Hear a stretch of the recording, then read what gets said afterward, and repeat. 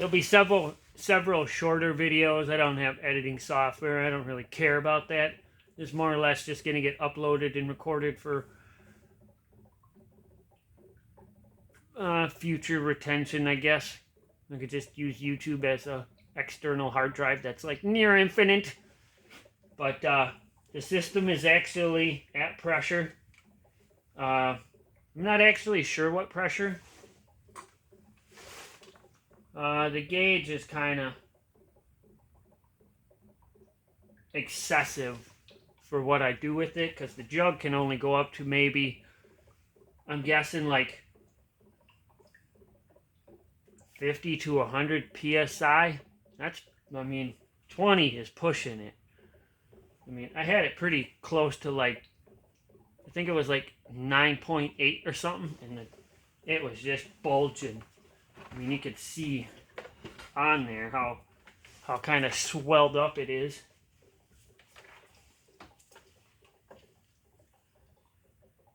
But, I mean, it is bleeding a little bit of gas. But, I mean, right now it's a constant 1 liter. I'll set it at 2 for the flow rate. Make sure the circuit's on.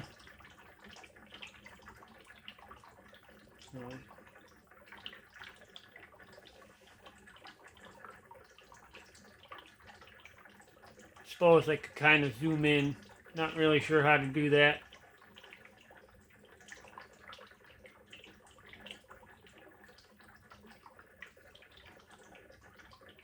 But again, it goes from water reservoir through this pump, one-way valve, through a stainless steel tube, and then I have a mister head from the gardening center at Menards.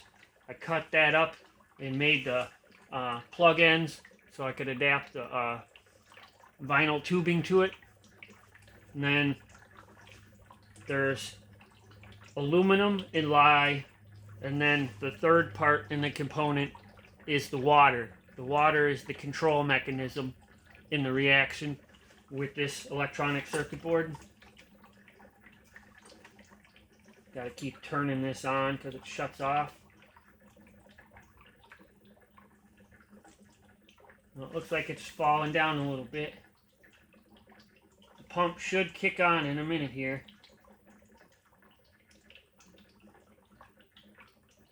And this is to try and harness the exothermic reaction.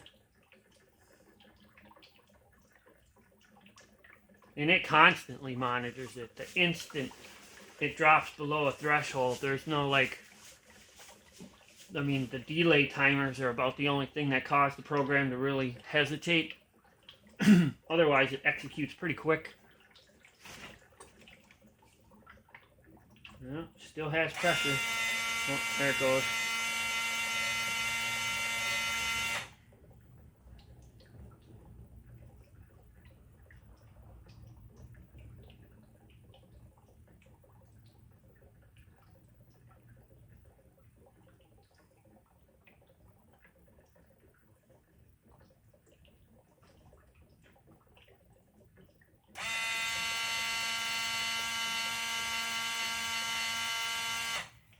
As you notice, the ball dropped. It's because this cold water entering the system. I'm going to shut this off so it doesn't overflow.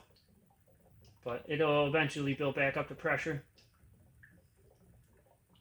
Actually, I'll just leave it running for a minute.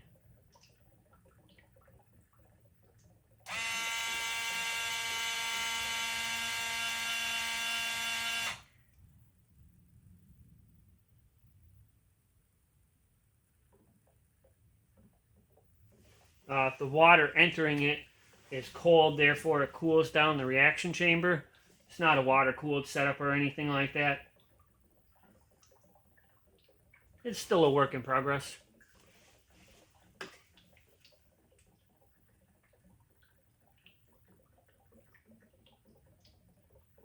It looks like the reaction's pretty much done.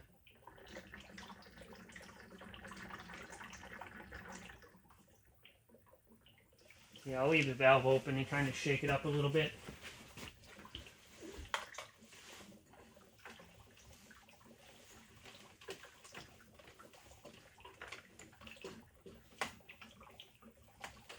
try not to damage it like I did the other one. I actually think a bit of copper from the tube that I had in there the last time fell in there and started reacting. I actually got some in here in my Walmart chemistry set.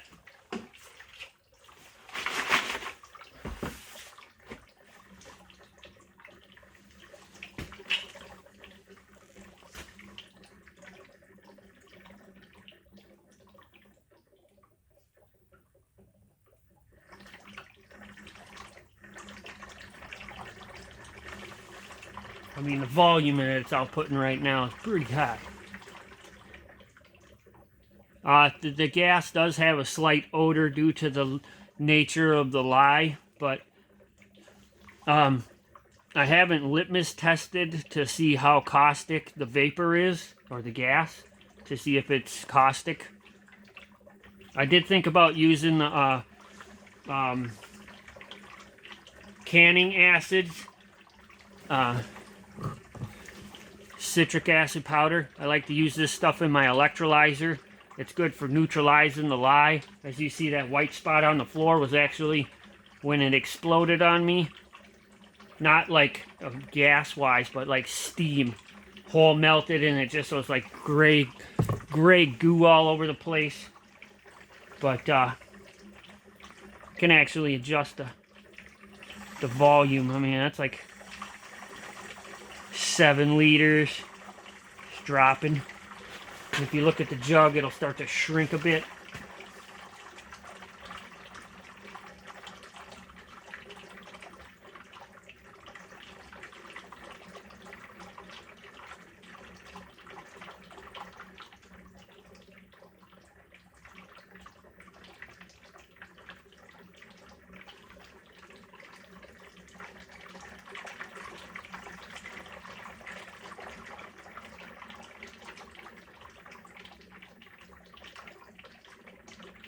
The bubbler is what causes it to go up and down like that. I haven't found a really good way to stabilize that.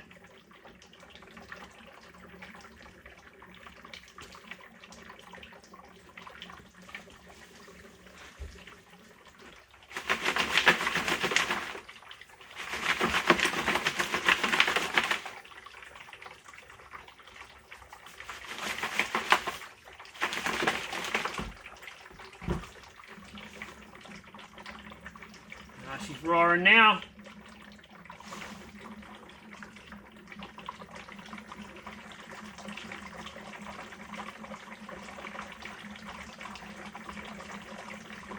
Ooh, we're at 5 liters a minute. It's pretty stable output there.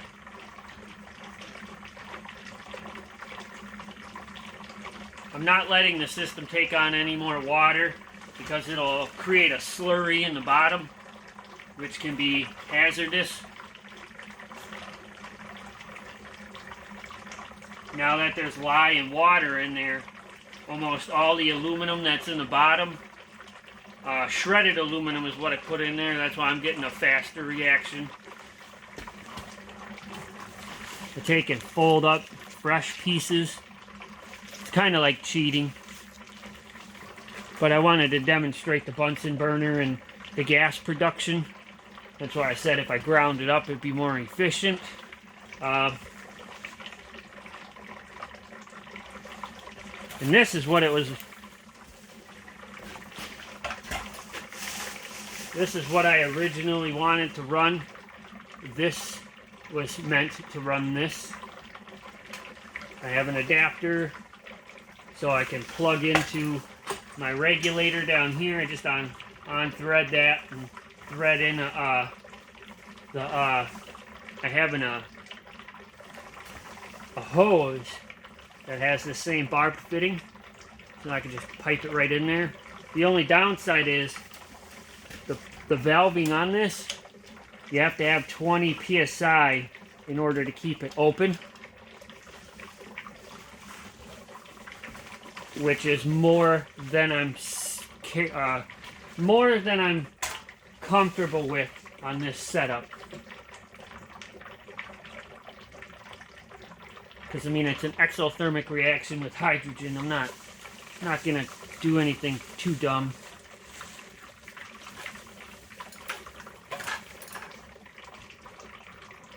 She's still going though.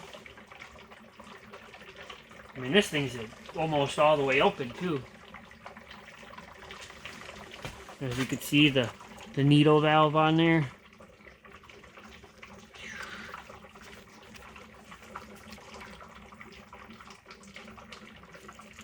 I could kind of stabilize the flow rate. Turn it down a little bit so that it's not bubbling so violently. And then the reason I went with the extra long bubbler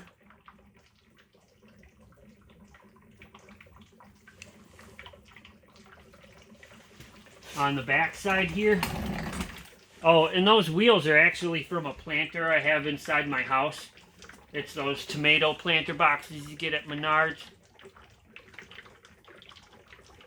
But the reason I went with the longer bubbler instead of a shorter one compared to my other design was the gas, if it did backfire, would have to push all that water back through this hose and into there. And then it gives it more time. And I got it filled to about here with water compared to all the way to the top. That way the bubbles that splash, because this thing can push enough out where it'll actually push water up and through and out and then through the hose. And I don't want it going through my stuff because, I mean, granted, this can be filled with the neutralizing agent, the citric acid. But, I mean, it's still going and it's not even plugged in. So this system would be able to self-power. I'm going to stop the video because it's getting a little long. We'll make a couple of other ones.